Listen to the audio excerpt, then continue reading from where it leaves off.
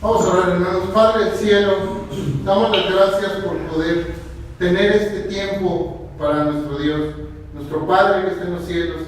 Señor, gracias te damos porque tú eres lo máximo para nosotros, tú eres maravilloso, tú eres nuestro Dios, el único y el verdadero, Señor. Gracias te damos y te pedimos hoy porque nos permitas que esta reunión se lleve bien, ya que la hacemos vía internet y son esa tecnología que has dispuesto para nosotros, Señor, porque así tú lo has hecho con los hombres, nos hiciste a tu imagen y semejanza y nos hiciste inteligentes para llegar a este punto, a que nosotros podamos conectarnos a través del Atlántico con nuestro pastor y podamos seguir conociendo de tu palabra, Señor, a profundidad. Te damos gracias de antemano porque tú dispones todo y de alguna manera siempre suples nuestras necesidades, Señor. Por eso también te pedimos, Señor, porque cuides y procures de la salud de todos los que están aquí presentes, de todos los hermanos que aún no han llegado y de todos los hermanos que están por llegar y de los que no han podido venir hoy también. Padre del cielo, te pedimos también por ellos y por sus familias y por sus amigos. Bendícelos, Señor. Bendícelos a todos, Señor, para que podamos siempre estar dispuestos a escuchar esa voz tuya, esa palabra tuya que le das para poder tener una salvación segura, Señor, en ti y en Cristo Jesús, nada más. Todo por Él, por Cristo Jesús. Amén. Amén. Muy bien. Y con ustedes, creo que es por la misma rebeldía que da por el ser humano. No sé si llega vivo. No. Llegando con dificultad, ¿verdad? Sí. Es una lástima. Padre del cielo, te rogamos, Señor, que tú quites todos los problemas técnicos. Haz posible, Señor, que podamos tener una buena comunicación. Te lo rogamos en el nombre de Jesús. Amén. Bueno, esperemos que a lo largo de la conferencia Dios permita que podamos tener un mejor sonido. Pero decía que el pecado humano, la rebeldía que produce nosotros, esa rebeldía produce un que choca frontalmente con el tema de la autoridad. La autoridad es un término que refiere a nuestro oído. ¿Se va entendiendo? Sí, pastor. Bueno, el ser humano no es capaz de soportar la idea de ver a alguien por encima y sobre todo a alguien a quien recuente para evitar esa acción que el temor le produce, pues ha inventado innumerables complejos sistemas religiosos fondo. No pretenden otra cosa que tranquilizar de una manera engañosa la conciencia de las gentes. La gente es capaz de engañarse a sí misma antes que someterse a la autoridad de Dios. Los conceptos sobre la autoridad están dañando terriblemente la iglesia. La autoridad por quienes ejercen la figura de autoridad, y por los pastores, está dando muchos malos entendidos. Muchas personas están engañadas por la manera en que la autoridad se está ejerciendo en la iglesia.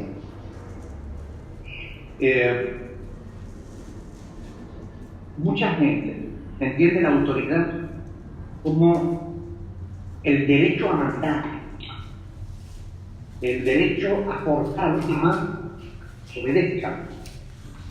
Cuando un pastor entiende la autoridad de esa perspectiva, está entendiendo mal la autoridad. Vamos a ir a un pasaje de las Escrituras que va a servir de base. Vamos a ir a Romanos capítulo 13, donde vamos a leer una porción de la palabra que nos va a ayudar sobre este tema. Romanos capítulo 13. Vamos a leer versículos 1 y 2. ¿Lo tienes? Sométase toda persona a las autoridades superiores, porque no hay autoridad de parte de Dios, y las que hay han sido establecidas. De modo que quien se opone a la autoridad, a lo establecido por Dios existe, y los que resisten carrean condenación para sí mismos. Amén. Amén. La palabra del Señor. Bueno, esta enseñanza, este pasaje, ha sido llevado a extremos, sacándolo de contexto, arrastrando a muchas personas una sumisión esclavizante. Hay iglesias que tienen una larga lista de obligaciones y una larga lista de prohibiciones que nada tienen que ver con para la vida. Ustedes han oído hablar de la Guayana Francesa, donde 900 personas perdieron la vida en un suicidio colectivo, porque un líder religioso les llevó a ese suicidio. Cuando la Biblia habla de autoridades superiores, sugiere que hay diversos niveles de autoridad. Es decir, hay autoridades superiores y hay autoridades inferiores. Por tanto, explica que tenemos que aprender a conocer los diferentes niveles de autoridad para que no nos desviemos de la verdad.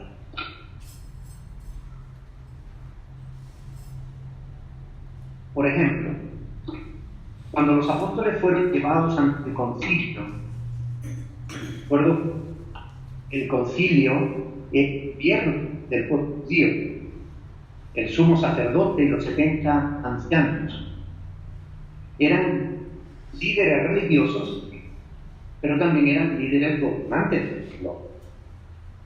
Los gobernantes del pueblo prohibieron a los apóstoles predicar en el nombre de Jesús.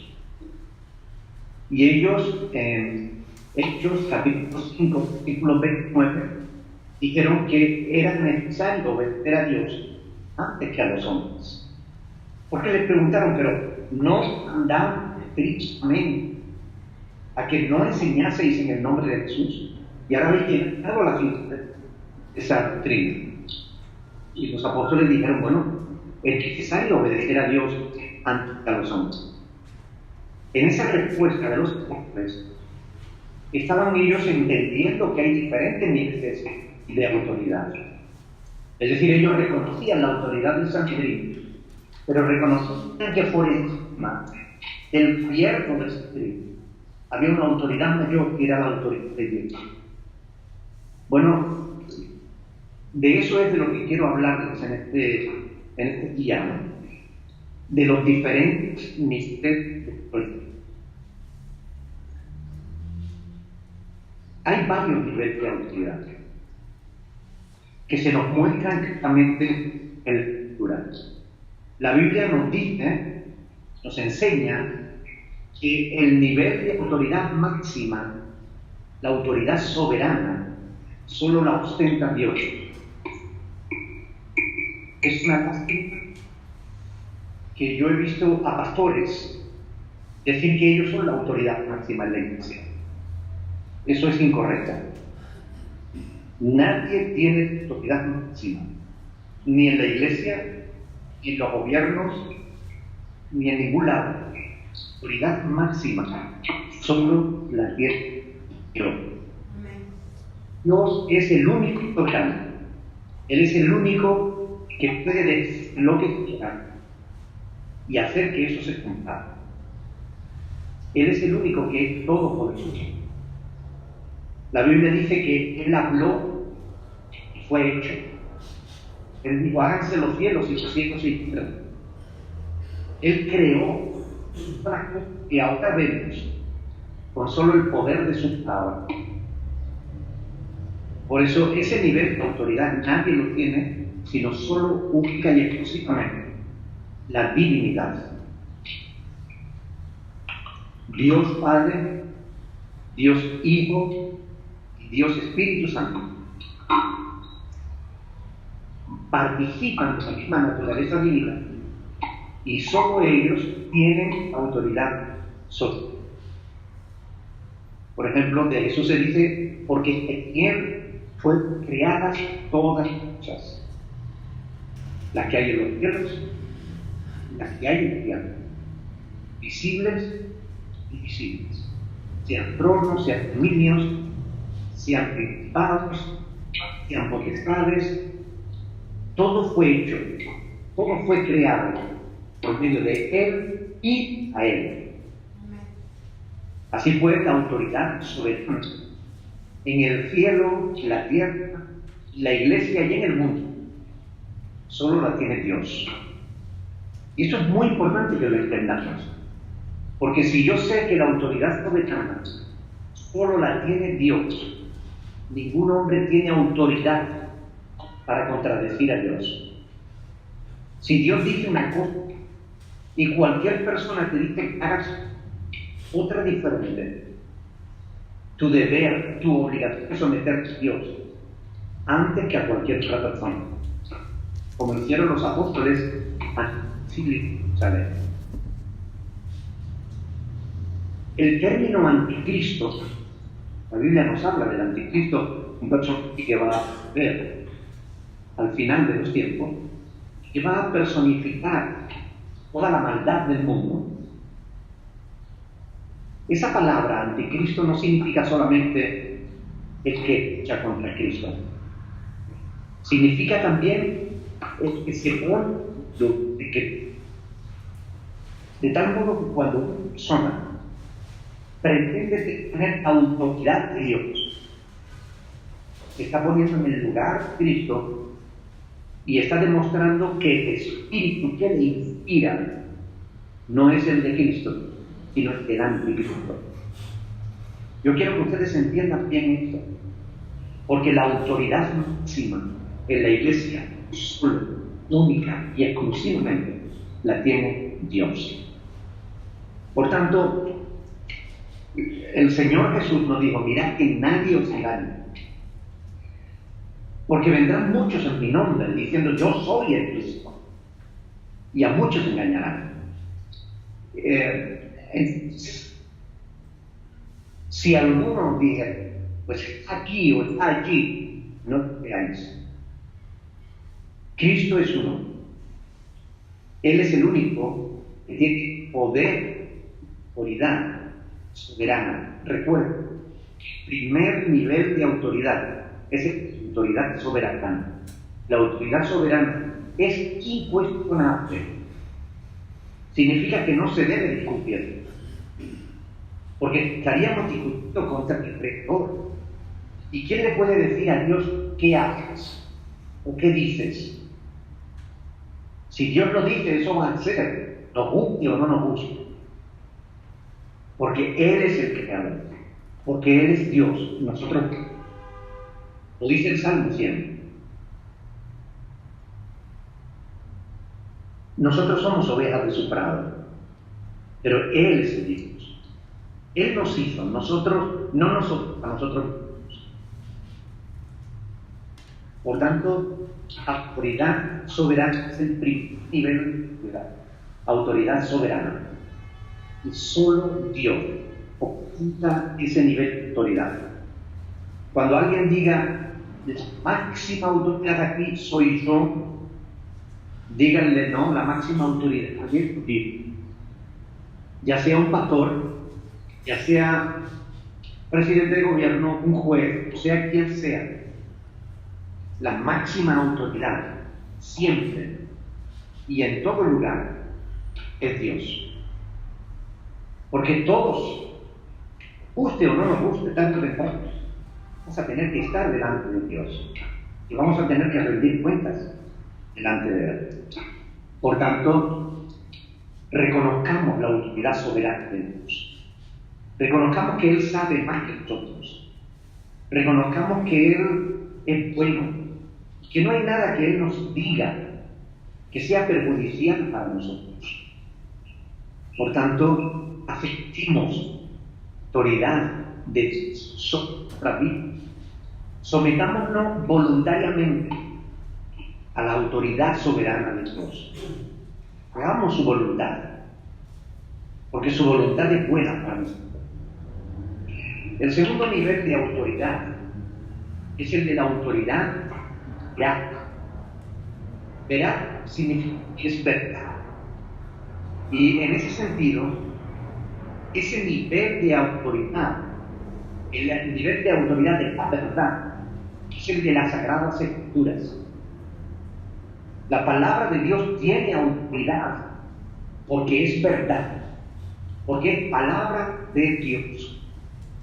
Nadie se puede poner por encima de la palabra de Dios, porque es palabra de Dios. Por ejemplo, cuando estuvimos en la escuela de pequeño, veíamos que el maestro hablaba con autoridad. Nos decía, esto es así.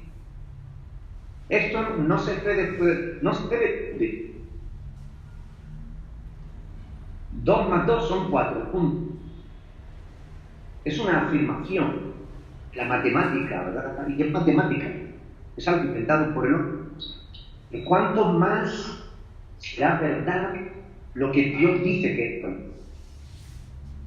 Aunque alguien dijera que 2 son 5, sencillamente no le creeríamos. Es decir, pensaríamos bien que tal son, por contradecir la verdad. Bien, cuando las Sagradas Escrituras dicen alguna cosa, puede que nos guste, puede que no nos guste, que nos parezca bien, que nos parezca mal, pero tendríamos que estar locos para contradecir las Sagradas Escrituras, porque es palabra de Dios. Y la autoridad de la palabra de Dios está en que todo lo que dice verdad. De tu palabra es verdad, dice Cristo. Y Jesús dijo, fíjalos en tu verdad, orando por nosotros, por la iglesia. Él orando al Padre, le dijo, Padre, santifícalos en tu verdad. Tu palabra es verdad. Por tanto, la Biblia, la palabra de Dios, verdad. Y ese es el segundo nivel de autoridad.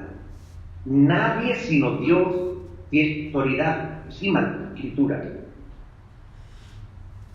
De tal manera que el Señor Jesús anunció que cuando Él partiera, cuando Él está ahí en el cielo, Él enviaría al Espíritu Santo, el cual procede del Padre, el Espíritu de verdad. Esta palabra que nosotros tenemos es un libro que ha sido inspirado por el Espíritu Santo de Dios. Aunque fue escrito por hombres, pero esos hombres escribieron siendo inspirados del Espíritu Santo. Por tanto, todo lo que está en las Sagradas Escrituras es verdad. Y el Espíritu Santo da testimonio de que es la verdad. Así pues, ese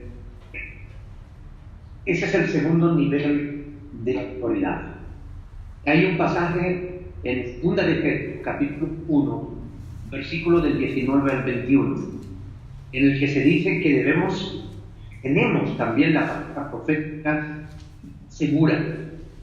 Se refiere a la palabra de Dios, la palabra profética más segura, a la cual hacemos bien en el escrito, como una antorcha que alumbra el lugar oscuro. hasta que el día esclarezca y el lucero de la mañana saque en vuestros corazones. Entendiendo primero esto, que ninguna profecía de la Escritura es de interpretación privada, sino que los santos hombres de Dios escribieron inspirados por los santos. De manera que las Escrituras son la expresión del Espíritu de Dios. Son la manifestación de la voluntad de Dios escrita para nosotros. Pablo decía, toda la Escritura es inspirada por Dios y útil. Toda la Escritura sagrada. Hay multitud de pasajes que nos hablan de esta verdad, de que la Biblia es palabra de Dios y por tanto es verdad. Por ser verdad, tiene autoridad de la verdad. Los hombres han querido negar que exista una verdad. Los hombres dicen, cada cual tiene su propia verdad. Pero eso no es verdad. Porque si tú piensas una cosa y yo pienso la contraria, las dos no pueden ser verdad. Puede que los dos estemos equivocados, pero si decimos cosas contrarias, los dos no podemos estar en verdad. Por tanto, la verdad no depende de lo que creas, sino de lo que Dios dice. Por eso la Biblia, la palabra de Dios, tiene autoridad, porque es lo que Dios dice. Y Dios dice, mis pensamientos no son vuestros pensamientos, ni vuestros caminos son mis caminos, dice el Señor, sino que como son más altos los cielos que la tierra, así son mis caminos más altos que vuestros caminos, y mis pensamientos más altos que vuestros pensamientos. Por tanto, hace cientos de años, los dirigentes de la Iglesia se reunieron para tratar ciertos problemas que estaban perturbando la fe. Y bueno, esa asamblea que se hizo de ese concilio que se formó en los Países Bajos, llegó a tres conclusiones importantes. La primera fue que nada contrario a las Escrituras puede ser verdad. Porque si es contrario a lo que Dios dijo, como está escrito en Romanos, antes piense a Dios verá, hombre mentiroso. La palabra de Dios es verdad, porque nada contrario a veces puede ser verdad. Segundo, nada que no esté en la palabra de Dios puede ser obligatorio.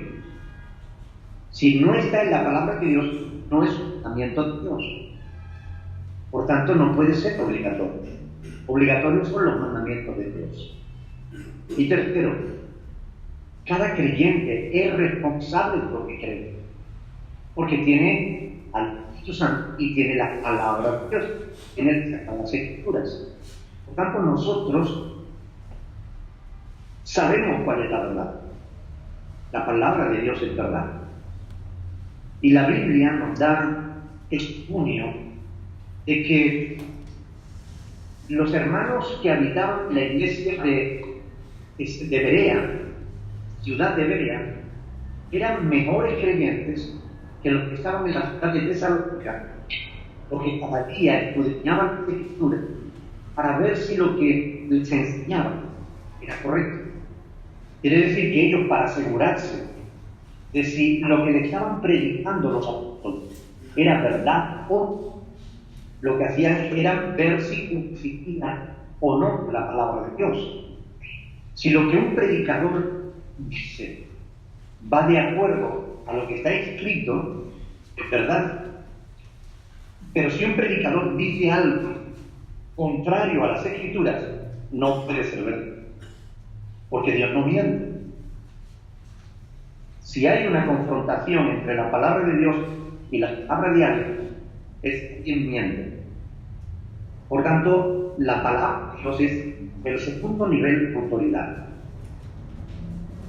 Recuerden las palabras del apóstol Pablo en Gálatas, en capítulo 1, él le dijo: mas que aún nosotros, una cierto o si hay un evangelio diferente al que os hemos anunciado, sea anatema. Es decir, déjanlo aplicado para el castigo eterno.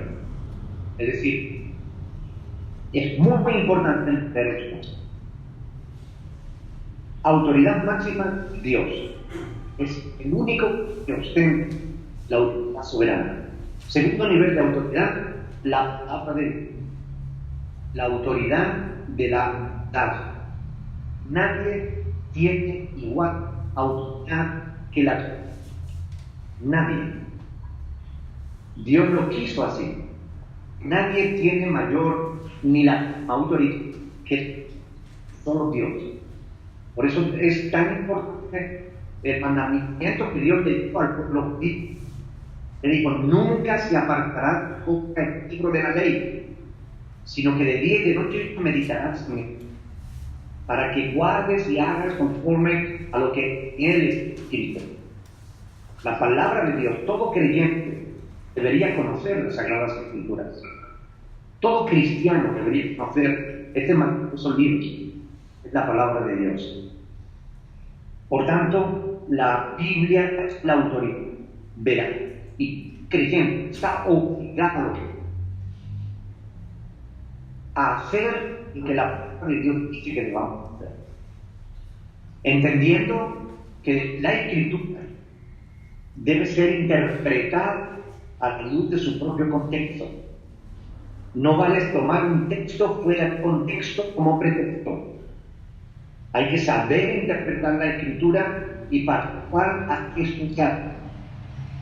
Y para ser médico hay que estudiar. Y para ser electricista hay que estudiar.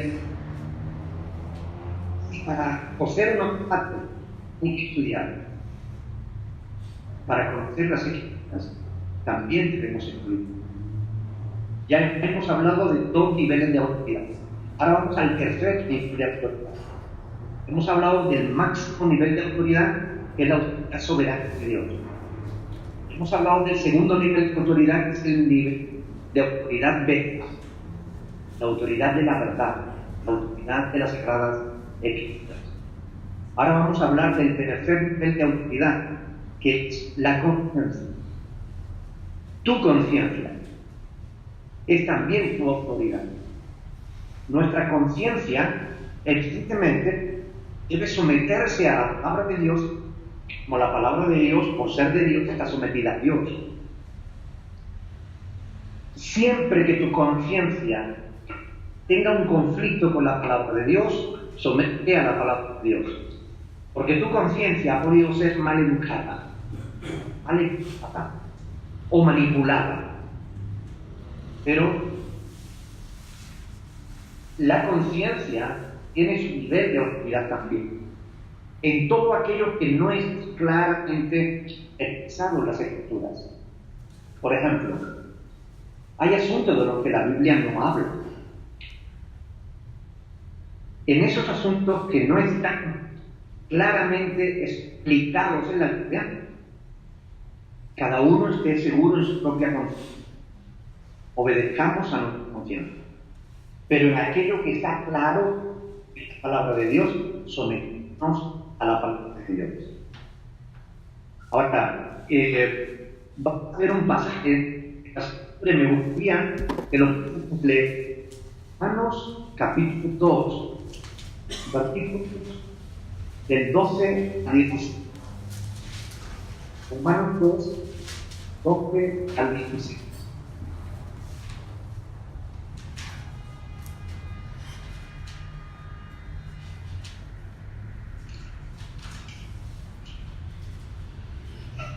Dice: porque todos los que sin ley han pecado, sin ley también perecerán. Y todos los que bajo la ley han pecado, por la ley serán juzgados. Porque no son los oidores de la ley los justos ante Dios, sino los hacedores de la ley serán justificados. Porque cuando los gentiles que no tienen ley, recuerden que la ley fue dada por los judíos, y les no conocía la ley de Dios. Dice, cuando los gentiles que no tienen ley, hacen por naturaleza lo que es de la ley.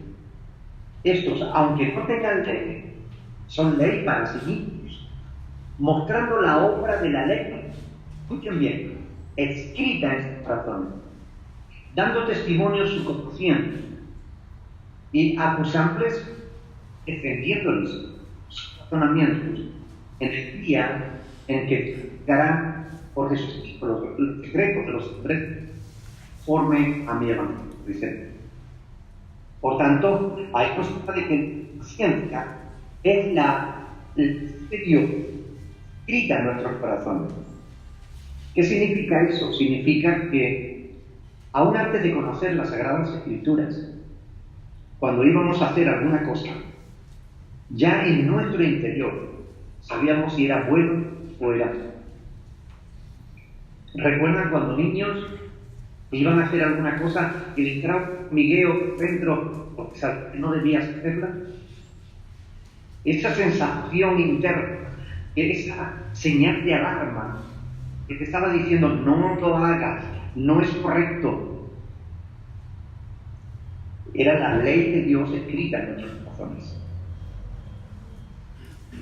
Por eso cuando en algún asunto la Biblia no dice habla de ese asunto, guíate por tu conciencia, porque Dios nos habla a través de nuestra conciencia. La conciencia es verdad que puede ser reeducada, incluso manipulada. Todos sabemos cómo en la Segunda Guerra Mundial el pueblo alemán fue manipulado en su conciencia de tal modo que llegó a matar millones de personas y ellos pensaban que estaban haciendo lo correcto. Poco a poco se les empezó a hablar de los judíos, de los negros, de los homosexuales, de cualquiera que no fuera ario. Empezaron a hacer campañas publicitarias. Son escoria, nos quitan el trabajo, nos chupan la sangre, son alimañas. Cuando ese tipo de mensaje llega a calar en el corazón del ser humano, bueno, si alguien es su historia, si alguien es una alimaña, es una rata, ya no es un ser humano. Si es una rata lo puedo matar. Y de hecho, millones de personas murieron porque se manipuló la conciencia de toda la nación. Actualmente, mucha gente está siendo manipulada en las iglesias para que hagan cosas que Dios les ha mandado, pero les manipulan en su conciencia. Te dicen, si tú no das dinero, tú no tienes fe. Si tú no das dinero, si tú quieres que Dios te haga un milagro, primero demuéstrale que tú tienes fe. Y lo que te están diciendo es que tú les des a ellos. Y la gente se deja manipular, porque en el fondo la gente son codiciosos, igual que aquello que les engaña. Y quieren tener lo que ellos quieren. Se dejan manipular. Pero la palabra de Dios nos enseña estas cosas para que no podemos manipular. Para que nuestra conciencia se someta a las Escrituras, como las Escrituras están sometidas a Dios. La autoridad de la conciencia es una autoridad individual.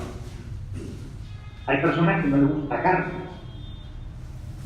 que no toma carne. Pero si a alguien no le gusta la carne, no tiene por qué prohibir que otros coman carne. ¿Entienden la diferencia? Si a alguien no le gusta pues la verdura, que no coma verdura, pero que no prohíba a los demás comer verdura. Hay personas que piensan, a mí no me gusta la morcilla, por tanto, es explicado por su morcilla. Y rebuscan un texto del Antiguo Testamento sacado de contexto para decir que no se debe comer morcilla. Cuando la palabra de Dios dice claramente en el Nuevo Testamento, 1 Corintios capítulo 10, verso 25, que de todo lo que se ve en la carnicería podemos comer sin preguntar nada por motivos de conciencia. ¿Se dan cuenta? Si no conocemos las Escrituras, se nos manipulan. Y hay falsos pastores que están manipulando a miles de personas para robarles su dinero. Pastores que viven vidas de lujo, en mansiones, con coches lujosos, a costa y base de robar gente pobre que apenas si tienen para comer, porque no conocen esa Escritura. Por tanto, es muy importante, primero, conocer a Dios, conocer la Escritura, y después dejarnos manipular en nuestra conciencia. Algunos argumentan que no existe el bien y el mal, sino que lo que es para uno, para otros es bueno. Sin embargo, cualquiera que tenga una capacidad mental normal sabe distinguir lo que está bien de lo que está mal. Por ejemplo, es una forma muy sencilla, ¿no?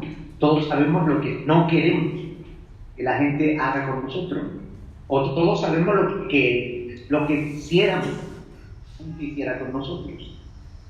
Por tanto, sabemos lo que es correcto y lo que no es. Si yo no quiero que a mí me maltraten, yo no debo maltratar a nadie. Si yo quiero que a mí me traten con respeto, yo debo tratar con respeto a todos los demás. ¿Ven qué sencillo es? Todos sabemos qué es lo correcto y qué no es correcto. Y si tenemos dudas, vayamos a la Escritura. Y si la Escritura no dice nada, guíate de tu conciencia. Porque el día en que tú estés siendo juzgado por Dios, allí no habrá nadie nada más que tú. No podrás decir, es que a mí me dijeron, es que a mí me enseñaron. Porque Dios te dirá, pero yo te dije a tu conciencia lo que era correcto y no te hiciste caso. Por tanto, la conciencia, la voz de nuestra conciencia, es una autoridad que muchos no tienen en cuenta. Nadie tiene derecho a forzarte a hacer algo que va contra tu conciencia. Repito, nadie tiene derecho a forzarte a hacer algo que vaya contra tu conciencia. Por tanto, recuerden lo que es la regla de oro, ¿no? El pasaje de Mateo 7:12. Jesús dijo que todas las cosas que quisierais que los hombres hagan con vosotros, si también hacéis vosotros con ellos, ¿no? Porque esto es la ley y los profetas. Es decir, la conciencia.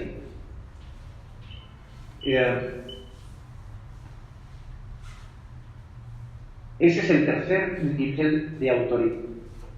Podría darle varios textos, pero bueno, no quiero llenarle la cabeza con textos, sino simplemente que vayan teniendo en cuenta los diferentes niveles de autoridad. ¿Recuerdan cuál era el primero, el nivel de autoridad? Dios. Autoridad soberana, Dios. Segundo nivel de autoridad, las Sagradas Escrituras. Tercer nivel de autoridad, la conciencia. Y en el cuarto nivel de autoridad, vamos hacia abajo, ¿verdad? En el cuarto nivel de autoridad está la autoridad delegada. Es decir, la autoridad que alguien tiene porque se le ha otorgado esa autoridad. No es una autoridad propia, sino es una autoridad presta. Esta es la autoridad que se recibe para representar a alguien. Por ejemplo, todos los países tienen embajadores en otros países. Ahí en México hay un embajador español, hay una embajada de España en México. El embajador español representa a España ante el gobierno de México, pero el embajador español no puede hacer lo que le da gana. No puede romper ningún punto ni firmar ningún acuerdo si no le fuera dirigido desde arriba, porque es una autoridad delegada, es una autoridad para hacer algo que se le ha encargado que haga, no para que haga lo que quiera, sino para hacer lo que se le ha encargado que haga. La Biblia dice que nosotros somos embajadores de Cristo, como si Dios rogara por nosotros, en medio de nosotros. Pablo dice, por rogamos que os reconciliéis con Dios. Bueno, somos embajadores de Cristo, significa que representamos a Cristo. Algunos piensan que el Papa representa a Cristo. ¿Por qué sabemos que el Papa no representa a Cristo? Bueno, por varias razones. Porque lo que Cristo dice es una cosa y lo que el Papa hace es otra. El Papa no es un buen representante de Cristo, porque Cristo dice que no debe tratar imagen y el Papa la fuera. Cristo dice que debemos amar al prójimo y el Papa se ama más a sí mismo que al prójimo, porque teniendo una riqueza enorme no la comparte con los pobres. ¿Ok? Por tanto, sabemos que no está representando a Cristo. ¿Quién representa a Cristo? La Iglesia en general. Es decir, tú, cada uno de los miembros del cuerpo de Cristo, porque es el cuerpo de Cristo el que representa. ¿Ok? De manera que en la Iglesia no solo los pastores representan a Cristo, sino todos los creyentes. ¿Recuerdan la palabra del apóstol Pedro? 1 Pedro 2:9 dice que somos linaje escogido, real sacerdocio, nación santa, para que anunciemos las virtudes de aquel que nos llamó de las tinieblas a su luz admirable. Es decir, para que representemos ante el mundo. Ahora, aunque todos somos llamados a representar a Cristo, a algunos se nos ha otorgado, digamos que, la capacidad para poder preparar al pueblo de Dios. Es decir, en Efesios capítulo 4, del 11 al 16, ahí se nos dice que Dios constituyó a unos primeramente apóstoles, otros profetas. A esto los constituyó para establecer el fundamento sobre el cual está edificada la iglesia, que es la Biblia, la palabra de Dios. Y después dice los profetas, pastores, evangelistas, pastores, maestros, a fin de perfeccionar a los santos para la obra del ministerio. Es decir, que los pastores hemos recibido la autoridad de Dios para preparar a la iglesia, para enseñar, para predicar, para hacer discípulos. Pero la autoridad de los pastores, ¿es autoridad soberana?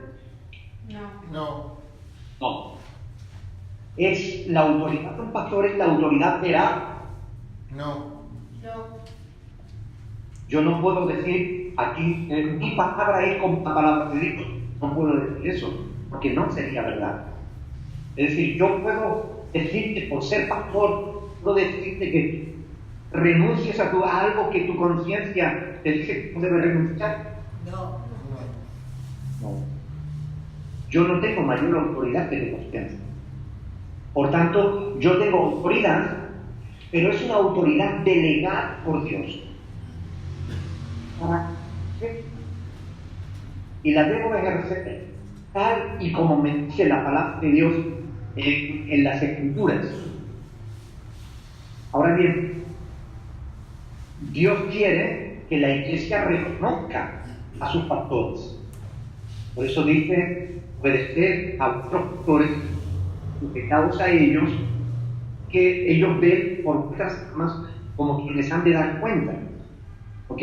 Para que lo hagan con alegría y no quejándose, que eso no es provechoso. Pues bien, ahí se explica que la iglesia debe someterse a los pastores, pero también se explica que los pastores vamos a tener que rendir cuenta de cómo hayamos ejercido. Quiere decir que yo, por el hecho de ser pastor, no puedo enseñar lo que tengo que enseñar la voluntad de Dios. Tengo que enseñar las Sagradas Escrituras. Yo, por ser pastor, no soy más que otro que no sea pastor. Soy igual. Es más, soy el que debe servir a la iglesia. No es la iglesia la que debe servir al pastor, sino el pastor quien debe servir a la iglesia. ¿Ok? Pues la palabra ministro, que ahora se le da mucho bombo, en realidad lo que significa es esclavo. Ministro era el esclavo que lavaba los pies de tu Señor. Y la palabra de Dios nos dice que los pastores somos siervos, que debemos servir a la iglesia con humildad, con sencillez. Por tanto, la autoridad de los pastores es una autoridad limitada. Y aquí esto es importante tener en cuenta. También es cuestionable. Algunos pastores dicen que no se puede discutir lo que ellos dicen. Que si discute cualquier orden que ellos hagan, estás en pecado, porque te estás rebelando contra el ungido de Dios. Eso es falso. Eso no es correcto. Eso no es verdad. No hay nada en la Biblia que sostenga esa falsa doctrina. Los pastores ser cuestionados. Es más, deben ser cuestionados. Es nuestra enseñanza. ¿Recuerdan el pasaje que les hablé de Hechos capítulo 3, cuando hablaba de los cristianos que estaban en Berea? Eran más nobles que los que estaban en Tesalónica. Este 17 del 10. Bueno, ellos escudriñaban las Escrituras para ver si lo que los apóstoles explicaban era verdad. Pues estaban cuestionando la enseñanza que recibían. Y esa actitud es una actitud que el Espíritu Santo hará en la iglesia de Berea. Tanto el ministerio pastoral es un ministerio que debe ser cuestionado. El pastor tiene autoridad para dirigir el rebaño, para alimentarlo, para cuidarlo, para visitarlo, para defenderlo, protegerlo, cuidarlo, disciplinarlo amorosamente, porque son representantes o son representantes del amor de Cristo por su iglesia. Y debemos actuar como el mismo Cristo hace. Pero no podemos hacer nada que Cristo no hiciera. Fíjense las palabras del apóstol Pedro, en 1 Pedro 5, versículo del 2 al 4, él dice: apacentad el grey de Dios que está entre vosotros, cuidando de ella, no por fuerza, sino voluntariamente, no por ganancias deshonestas. ¿Verdad que hay muchos pastores que hoy en día están paseando por ganancias deshonestas? Bueno, pues Dios dice a través de este apóstol Pedro: no por ganancias deshonestas, sino con ánimo pronto, no como teniendo señorío sobre los que están nuestros cuidados, sino siendo ejemplos de la grey. Y cuando aparezca el príncipe de los pastores, vosotros recibiréis la incorruptible gloria.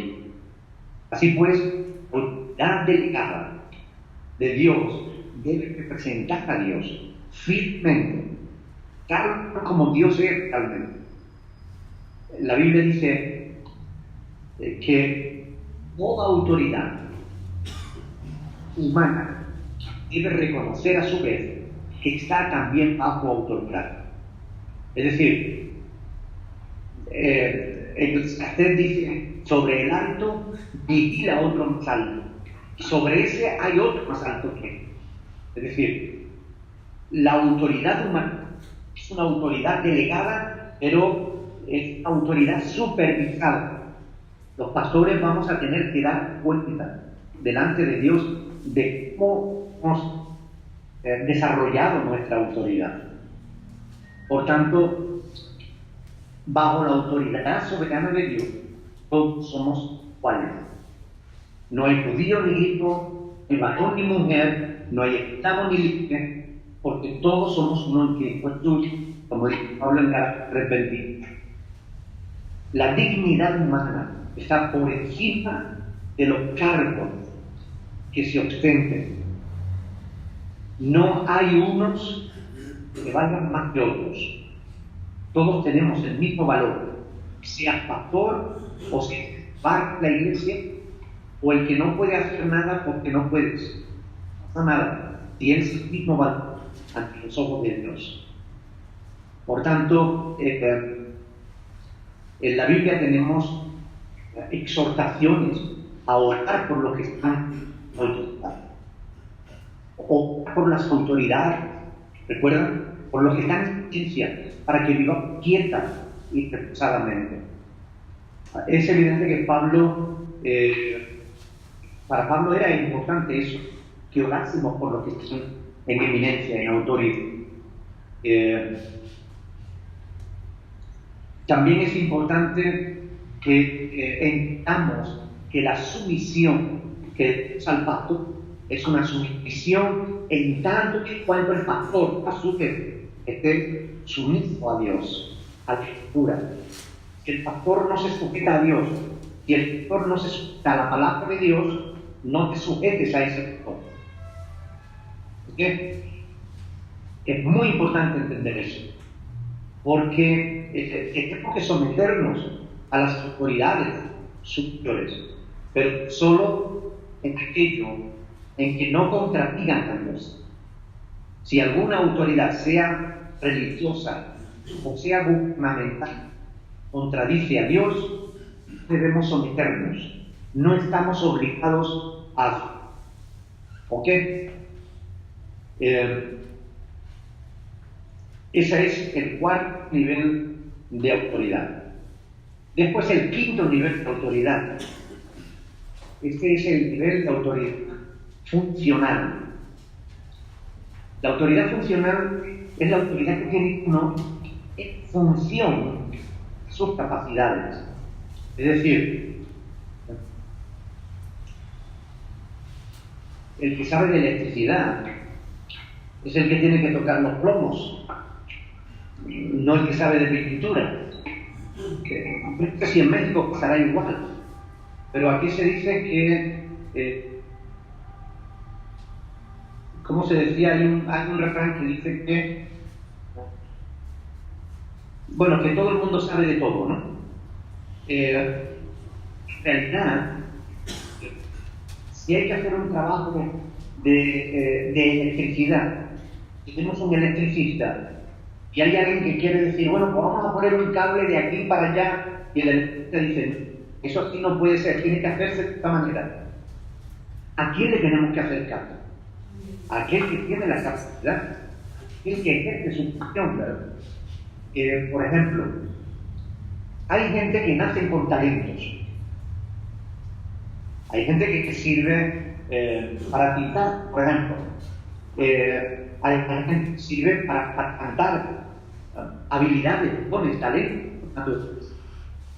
Hay otras personas que han desarrollado habilidades en base a lo que han estudiado o en base a lo que han aprendido, las, digamos, habilidades adquiridas. Y hay otros que reciben habilidades sobrenaturales porque la que hacer. Pero cada uno tiene autoridad dentro de su campo. Por ejemplo, si tiene un accidente de tráfico, se juntan varias personas. Hay una persona atrapada dentro del coche, está herida, necesita ayuda. Y llegan varias personas, un policía, un médico, un bombero,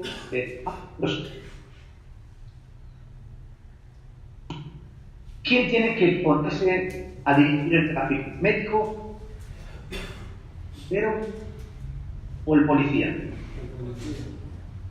Claro, es el que tiene autoridad para dirigir el tráfico. Ahora imagínense que hay que sacar a la mujer del coche y para sacarla hay que quitar la puerta. Y sabemos que los bomberos tienen esa herramienta que corta el metal. Pero imagínense que el bombero va a coger esa herramienta y el guardia le dice, no, el coche no lo puede usted cortar. ¿Tiene el guardia autoridad de decirle al bombero que no cumpla con su usted? No. El bombero tiene autoridad para ejercer su función. Ahora, si el médico va a atender una herida y le va a poner una inyección, ¿tiene el bombero autoridad para decirle, no ponga esa inyección? Pues no. ¿Tendría primero esa autoridad? No. Porque el médico es él. Que cada uno tiene autoridad en el área de su función, en el área que domina, por su capacitación. Esto se llama autoridad funcional. Por ejemplo, en el matrimonio, Dios le ha dado una función al hombre y una función a la mujer. ¿Quién es más importante de los dos? Los dos. Claro, nadie es más importante, porque la función del hombre es necesaria y la función de la mujer también. ¿Podrá el hombre, por ejemplo, la luz? No, pues no. ¿Podrá estar un bebé en su vientre el hombre? Evidentemente no. Ahora, Dios ha capacitado al hombre para una cierta función y a la mujer para otra cierta función, y juntos forman un equipo fantástico. Pero cada uno tiene que respetar al otro en la función que desarrolla. A mí, cuando yo llego a casa, no se me ocurre decirle a mi esposa no tiene que planchar una camisa o no tiene que hacer de la cosa que ella hace. Porque ella está perfectamente capacitada, mucho más que yo, para hacer ese deporte, que se impide que la haga también, aunque seguro que no lo voy a hacer también como ella, pero puedo hacerla, ¿ok? No se trata de que no va a hacerlo, sino de que debemos respetar la función de cada cual. Ahora, la Biblia dice en Efesios capítulo 5, verso 21, dice, someteos unos a otros en el temor de Dios. ¿Qué pasa muchas veces en una iglesia? Que se forman discusiones absurdas. Yo he entendido a lo largo de los años porque hay cuestiones no que discutir. Y hay cuestiones por las que uno tiene que estar dispuesto a dar la vida hacia su padre. Entonces, lo que hace falta es saber qué cuestiones cada cual. Por ejemplo, vamos a pintar el local de amarillo y azul. A mí me da igual del color que pinta. Como si lo quieren pintar de lunar. Si a ustedes les parece bien, por mí perfecto. Yo no voy a discutir nunca por el color de la pared. Ahora, si vamos a discutir si hay que obedecer la escritura o no, ahí voy a arriesgar vida, si es necesario. Voy a decir que sí, siempre que sí. Porque la escritura, todos los cristianos deben estar sometidos a la palabra de Dios. Recuerden que es autoridad. ¿Ya? Por tanto, pero cada uno tiene autoridad. Por ejemplo, el pintor dice, hace falta darle primero una mano de información. Y dice un cerrajero, no, eso no hace falta. Se pinta y ya está. Bueno, ¿quién tendrá la autoridad en el terreno de la pintura? ¿El pintor o el cerrajero? ¿Entienden lo que les digo? Autoridad funcional. Y eso muchas veces en la iglesia, aunque es una empresa, algunos tratan de que sea como una empresa y con todo eso. en la iglesia, cada uno que ocupar el lugar que corresponde. Por ejemplo, si Pedro quisiera ser ojo y se pone en el lugar del ojo, ¿mi cuerpo estará mejor? No. Evidentemente no, porque la función del dedo no es ver. El dedo sirve para cosas. ¿Qué? Y la función que hace el dedo es tan importante como la que hace el ojo. Por tanto, es importante entender esto. Diferentes funciones, cada uno tiene autoridad en el que le corresponde. ¿Ok? Dicho esto, ya hemos visto los 5 niveles de autoridad. Autoridad soberana. ¿Quién ostenta la autoridad soberana? Dios. Solo Él. La segunda autoridad es la autoridad veraz. ¿Dónde está la autoridad veraz? Sagradas Escrituras. No está en el Corán, no está en el libro de Mormón, no está en el catecismo católico, está únicamente en las Sagradas Escrituras. ¿Cuál es el tercer nivel de autoridad? La conciencia. La conciencia. ¿Cuál es el cuarto nivel de autoridad? Denegada. La autoridad delegada, la autoridad que recibimos para hacer una función tal y como se nos dice. ¿Ok? Y el quinto nivel de autoridad es la autoridad pública. Hecha esta aclaración, quiero hablarles de cómo se actúa cuando una autoridad delegada se corrompe. ¿Ustedes creen que es posible que esto ocurra? Sí. ¿Verdad? Sí. Tenemos que orar por los que están en autoridad, pero si una autoridad se corrompe, nosotros tenemos que tener el valor de enfrentarlo a la luz de las Sagradas Escrituras. Y si no se arrepiente, si no rectifica y se cambia, o lo tenemos que votar, o si él se aferra con un viviente, tenemos que ir de ese lugar, pero no podemos compartir, no podemos convivir con una autoridad corrompida, no debemos. Y esto es importante. Bueno, se me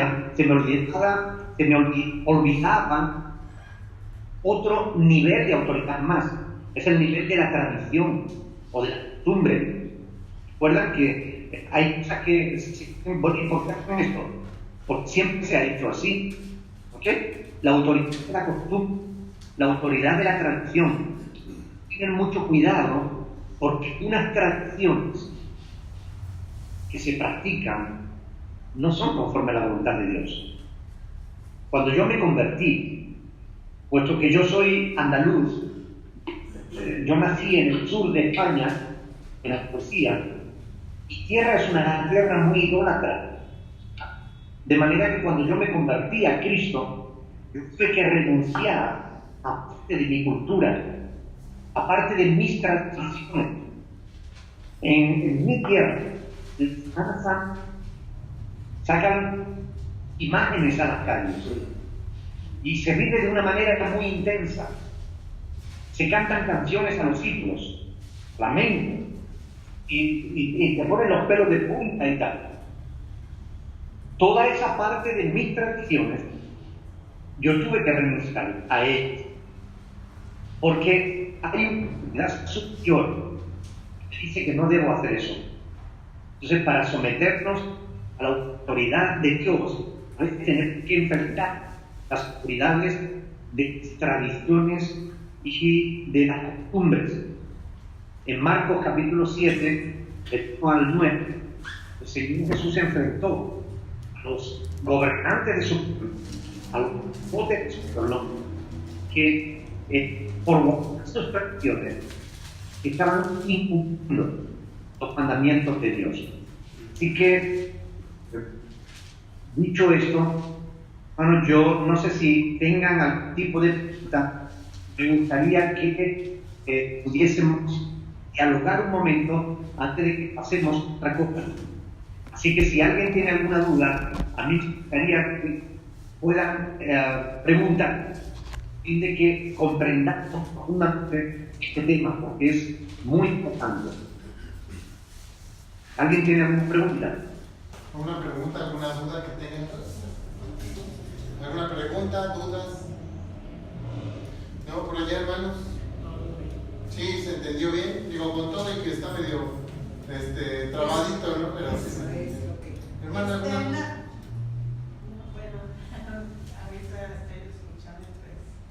A ver. No.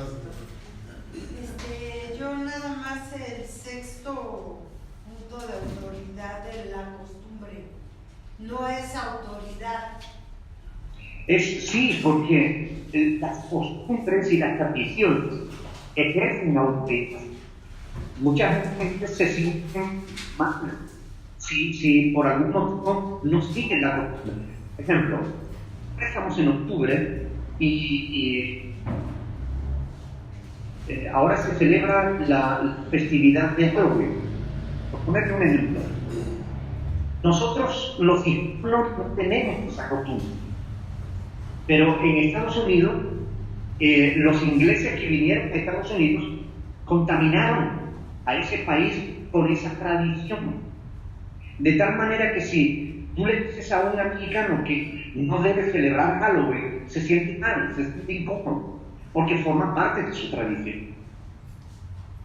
Es como si alguien te dice que no puede celebrar los Reyes Magos, por un ejemplo.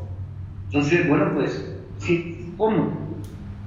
Porque no le juguetes a tu hijo ese día es sí un sacrilegio, porque es costumbre, todo el mundo lo hace, ¿no? O sea, la tradición ejerce autoridad también sobre nosotros. Ahora, toda autoridad por debajo de la palabra de Dios, la autoridad de la conciencia, la autoridad delegada, la autoridad funcional, la autoridad de las tradiciones y las costumbres, debe ser de tal autoridad veraz de la escritura, de la autoridad soberana de Dios. Pastor, por ejemplo, aquí en México tenemos la tradición del Día de Muertos y la gente recordando a sus muertos pone altares que a veces dicen que son ofrendas y a veces dicen que solo son tradición, que no tiene ningún valor espiritual, pero ponen calaveritas y ponen la foto del muertito y ponen veladoras y panes y comida y bebida, etc. Sin embargo, en Deuteronomio capítulo 18, versículos del 9 en adelante, dice Dios que esto es algo que Él aborrece. Por tanto, si la Escritura prohíbe, no debemos participar de eso. Claro. Muchas gracias. ¿Alguna otra pregunta? Sería el mismo caso, pastor, el hecho de la celebración de Navidad. Si bien sabemos que no nació Cristo en esa fecha, pero muchas personas se dan regalos y se disfrazan de Santa Claus y se pierde el mensaje original de festejar el nacimiento de Jesucristo por una fiesta pagana que es estar regalando cosas y demás. Bien, con respecto a la Navidad hay cosas fundamentales que tenemos que diferenciar.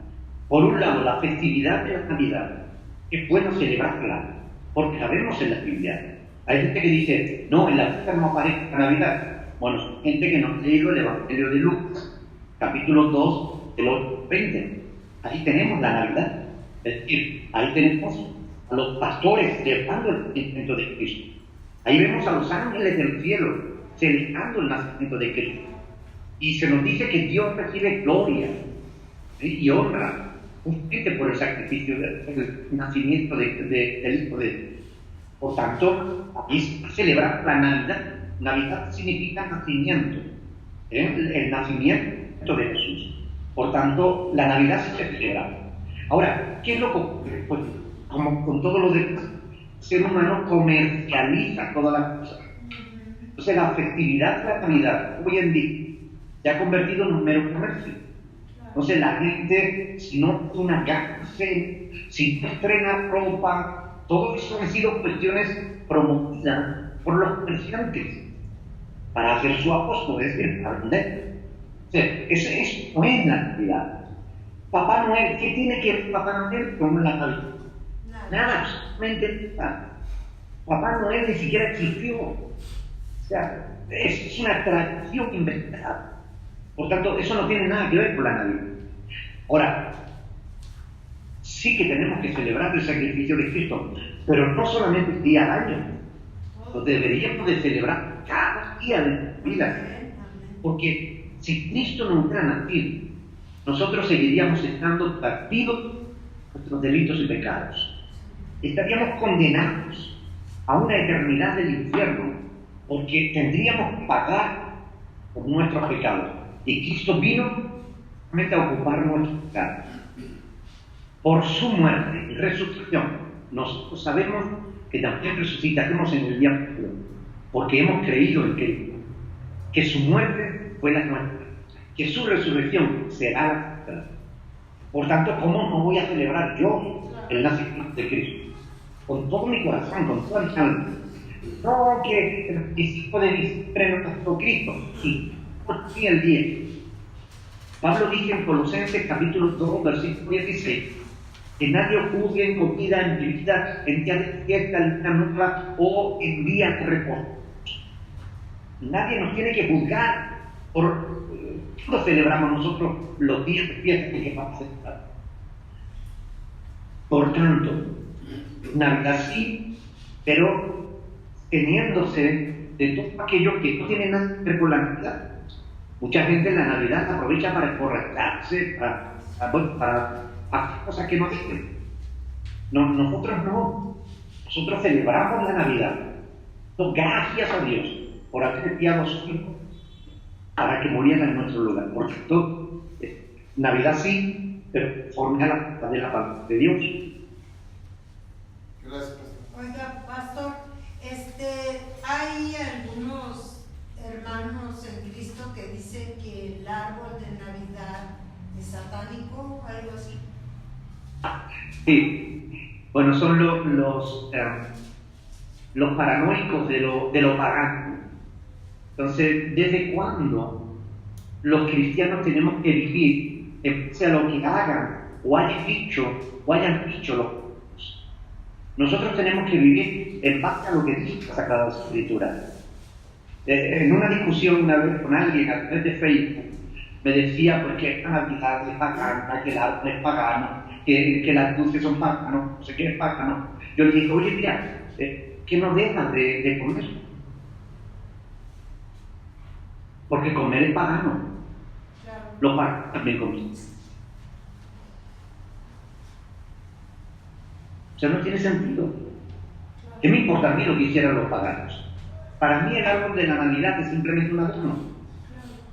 Ahora, si yo fuera de Navidad y me voy a poner a adorar al espíritu de los muertos en el árbol, estoy haciendo algo que no agrada a Dios.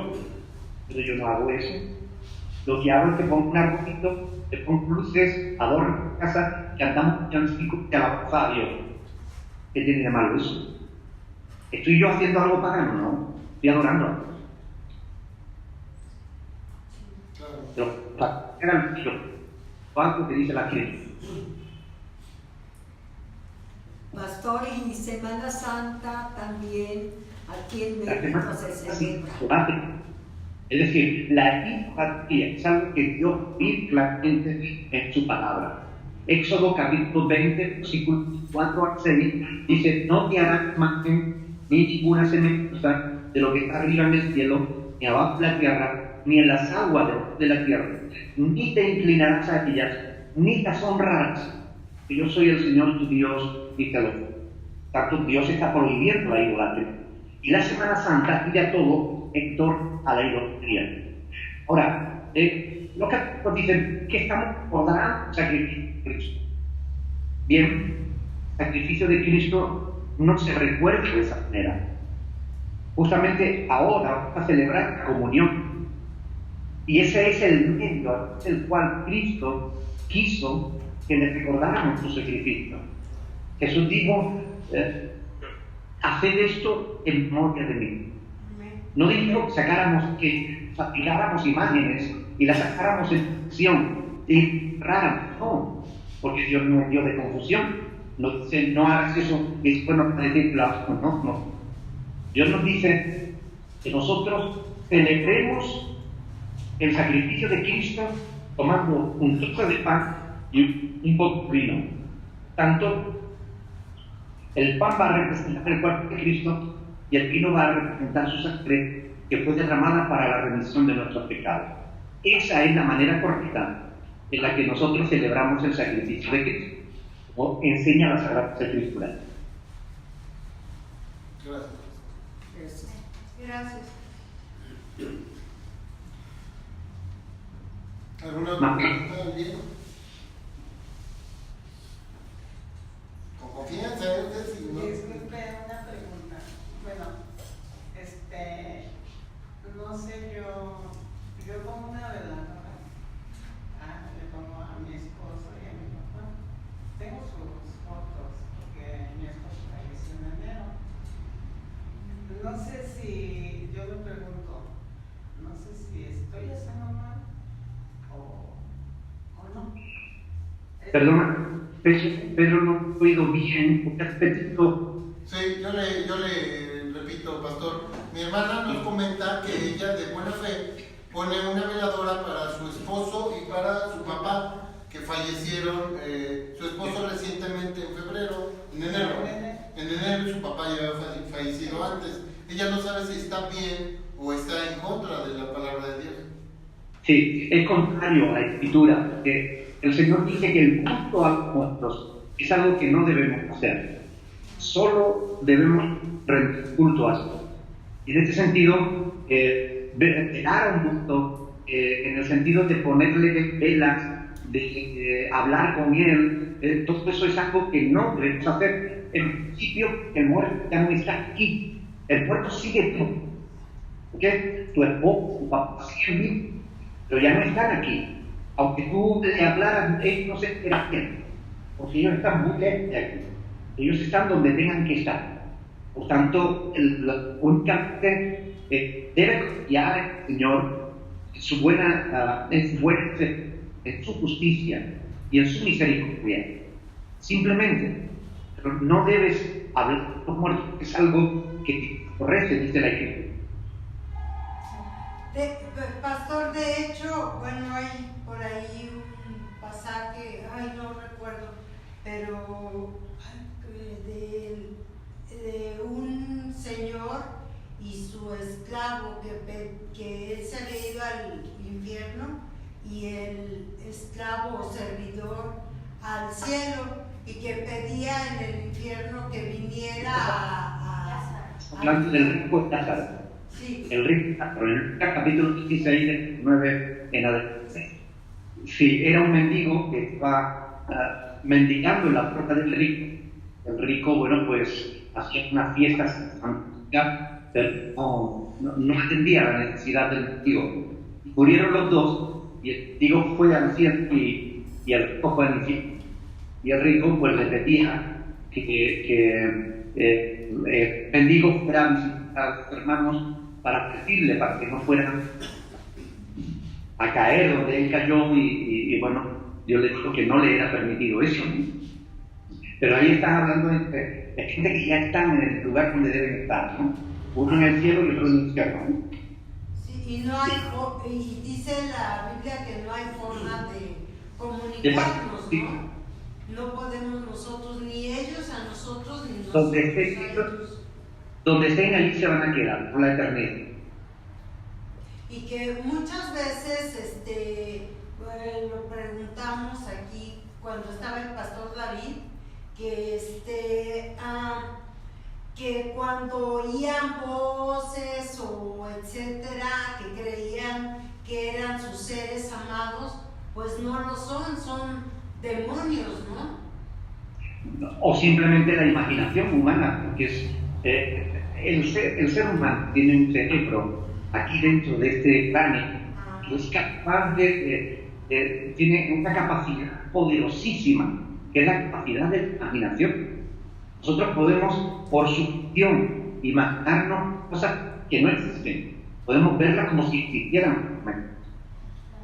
Claro. Le podemos pedir a Cristo que interceda por nuestros deudos, las personas que han muerto. Si se puede No. pedir a Cristo por los muertos. Cuando estaban vivos, sí. Ahora que ya han muerto, ya estén donde estén, ya se hizo justicia. Es decir, tenemos que orar por los vivos, no por los muertos. ¿Ok? Los muertos ya nos de Dios. Y dado la tradición mexicana, es muy difícil para muchos comprender eso, porque están muy acostumbrados a Claro. pedir por los muertos, ¿no? Ya que lo traemos de otras. Los rosarios. Porque justamente esto es un toque de autoridad, es un toque de poder. Lo que la tradición nos ha enseñado y lo que ahora vemos en las escrituras es diferente. Ahora, ¿quién tiene mayor autoridad? ¿La escritura o la tradición? La escritura. La escritura. ¿Mentirá Dios? No. Dios no miente. Entonces nos han mentido los curas. Así de simple. Exacto. Así es, claro. Sí, definitivamente creo que si paga uno iglesia, misas, como acostumbran los católicos, y rezan rosarios, pues no va a pasar nada, porque Dios no recibe dinero. Claro, la idea de que damos dinero a la iglesia, vamos a sacar a nuestros familiares del purgatorio o del infierno, es una idea falsa, inventada por la Iglesia Católica para conseguir dinero para la construcción del Vaticano. Así es. El Vaticano se construyó con dinero de mentira, es decir, dinero que se consiguió mintiéndole a la gente. Sí, exacto. Y eso sería un símil de lo que hacen muchos pastores que piden dinero para obtener bendiciones. Efectivamente. Es decir, todo el pastor que te exija dinero para bendecir, para que tú recibas una bendición de Dios, todo pastor que esté vendiendo bendiciones de Dios es un mentiroso. Amén. Claro.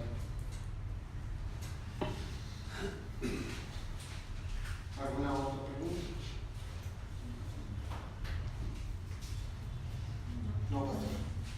Muy bien. Entonces vamos a las Escrituras, Primera de Corintios, capítulo 11, donde vamos a leer un pasaje que nos habla justamente de la comunión, de la Santa Fe.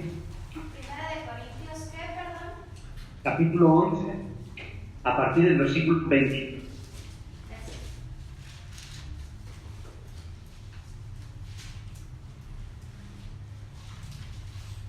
¿Tenéis preparado el pan de vino? Sí, señor. Muy bien. Dice la palabra del Señor aquí, de Corintios, capítulo 11, verso 23. El apóstol Pablo, yo repito lo que también os he enseñado. El Señor Jesús, la noche que fue entregado como pan, y habiendo dado gracias, lo partió y dijo: comer, esto es mi cuerpo, vosotros he partido. De esto en memoria de mí. Asimismo también tomó también la copa después de haber cenado, y dijo: este es el nuevo pacto en mi sangre. Haced esto todas las veces que la bebiereis en memoria de mí. Así pues, todas las veces que comiereis este pan y bebiereis esta copa, la muerte del Señor anunciaréis hasta que Él venga. De manera que cualquiera que comiere este pan o bebiera esta copa, o bebiera la copa de esta copa del Señor indignamente, será culpado de los cuerpos de la sangre de Dios. Tanto puede a uno mismo coma pan y beba de la copa.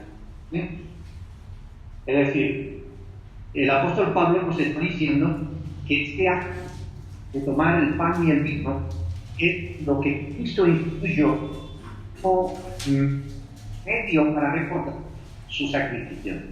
Si puedes, Pedro, ir repitiendo pan y vino, por favor, que lo vayan teniendo en las manos, que no lo coman todavía hasta que lo vamos a hacer juntos. ¿Ok? Pero repartir el pan y el vino. Sí. Mientras lo voy explicando, vamos a hacer ahora una oración cuando lo haya repartido. Y por ejemplo, vamos a orar por el pan y por el vino. No se lo coman todavía, por favor, tenganlo en las manos, porque vamos a orar. Y antes, explicar que es importante que entendamos que porque hemos creído en Cristo Jesús, podemos participar de esa parte de Dios, porque esta comunión, este acto sacral que hacemos, simboliza que tenemos comunión con Dios y comunión con los hermanos. Por eso se le llama la comunión. Comunión común, unión. Tenemos comunión con Dios y tenemos comunión no con los hermanos. Si tú no estás en buena comunión con Dios, porque hay pecados en tu vida, ahora yo te voy a dar tiempo para que ores y para que le pidas perdón a Dios por tu pecado. Y que te comprometa, Dios, no seguir practicando ese pecado. Si tienes problemas con alguna persona, ahí donde está, comprométete delante de Dios a hablar con esa persona y a tratar de solucionar el problema. Si la persona no quiere, ya será problema suyo, pero tú intenta restaurar relación con esa persona, porque debemos tener comunión con Dios y debemos tener comunión con los demás. Si no amamos a nuestro hermano que vemos, no vamos a amar a Dios a quien no vemos. Por tanto, que entendamos esto. Vamos a hacer una oración. Yo voy a orar por el pan y por el vino, pero tú vas a orar por pecados, vas a orar para que Dios te ayude a solucionar tu problema. Cualquier persona con que tengas problemas. Si no tienes problemas, perfecto. ¿Ok? Vamos a... Padre del cielo, te damos gracias, Señor, en esta noche, en esta tarde, por esta oportunidad hermosa que nos das de poder celebrar unión. Gracias porque por medio del sacrificio de Cristo podemos, Señor, tener comunión contigo y con los demás. Gracias por este pan, símbolo del cuerpo de tu Hijo Jesús. Gracias por este vino, símbolo de la sangre de Cristo. Gracias porque Él se sacrificó para que nosotros hoy pudiésemos tener acceso directo a ti, Señor. Ayúdanos, límpianos de nuestros pecados. Quita toda maldad de nuestro corazón, de nuestra mente, y ayúdanos a ponernos a bien todos los demás, Señor. Te lo pedimos en el nombre de Jesús. Amén. Bien, hermanos, como dice las palabras escrituras, el Señor Jesús, después de haber cenado, tomó el pan, lo dio gracias y dio a sus discípulos, diciéndole: tomad, comed, esto es mi cuerpo, vosotros he partido. Haced esto en memoria de mí. Pues participemos del pan con la actitud de nuestro corazón, porque el sacrificio de Cristo nos limpia de todo.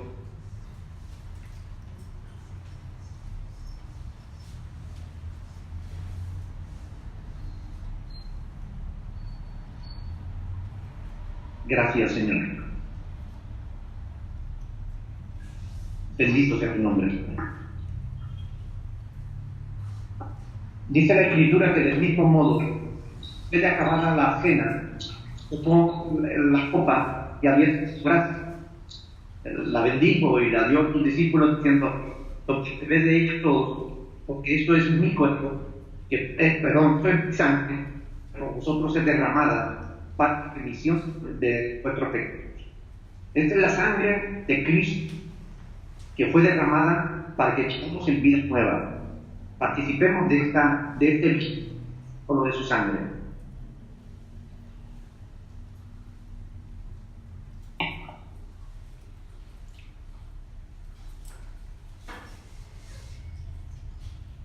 Alguien que quiera dar gracias a Dios por el sacrificio de Jesús, por el perdón de nuestros pecados. Señor Padre misericordioso, Dios bueno, te damos gracias por ese sacrificio que hiciste por nosotros, porque entregaste tu vida para que nosotros fuéramos perdonados, Señor, por todos y cada uno de nosotros, porque tú has llamado a todos al arrepentimiento, no a algunos, sino a todos, Señor, y todos tenemos esa oportunidad. Señor, gracias te damos profundamente, porque queremos aquilatarla y valorarla, tener vidas dignas de ti, Señor Jesucristo. Amén. Aleluya. En verdad te agradecemos, Señor, que no nos dejaras muertos nosotros, que tuvieras misericordia de nosotros y enviara a Jesús a morir en la cruz nuestros pecados. Gracias. Gracias por perdonarnos, por darnos la oportunidad de comenzar de nuevo, Señor. Ayúdanos a vivir de acuerdo a tu voluntad. Ayúdanos a conocer tu palabra, de modo que podamos vivir sujetos a tu autoridad, Señor. Ayúdanos a que nada ni nadie nos desvíe de nuestra fidelidad a ti y tu voluntad. Te lo pedimos en el nombre de Jesús, dándote gracias de antemano, Señor. Amén, Padre. Muy bien, hermanos, no sé si alguien tendrá alguna pregunta, si no, lo dejamos aquí y continúan aquí en México.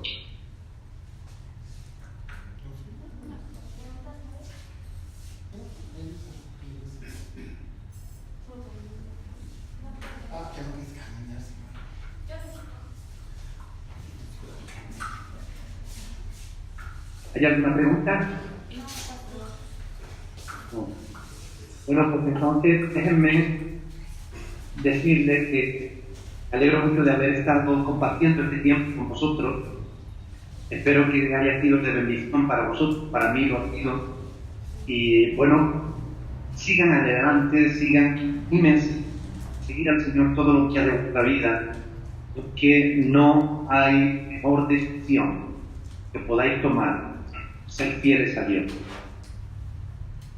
Créanme que la vida es un verdadero soplo. Los días pasan volando. Entonces, nos demos cuenta, estaremos en la presencia de Dios. Quiera Dios, entonces no tengamos que huir lanzados, sino que permanezcamos delante de su presencia con que haber vivido, siguiendo los consejos de su palabra. Que Dios les bendiga, mis hermanos. Gracias, Dios bendiga también. Saludos a la hermana Montaña. Saludos a la hermana Monteña, muchos besos. De vuestra parte, bendición. Gracias, pastor. Dios lo bendiga.